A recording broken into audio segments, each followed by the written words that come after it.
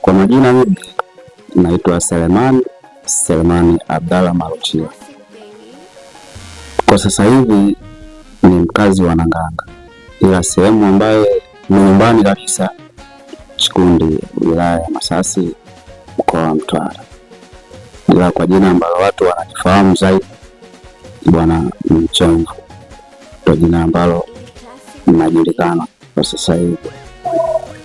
Hii hali ni hali ya kuzaliwa nayo. Pale nimezaliwa hospitali ya Ndanda. Wenyewe madaktari walishaiona hii hali tokea nipo mdogo.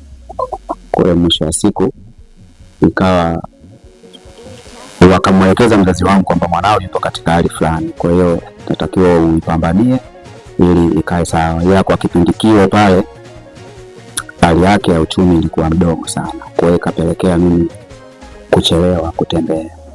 Kwa hiyo ikawa kama mifupa imekomaa kufikia hali yenyewe kama hiyo. Ila baada ya miaka fulani akatokea mfadhili mmoja, kwa sasa hivi marehemu, anaitwa Father Mpanda, alikuwa pale Ndanda.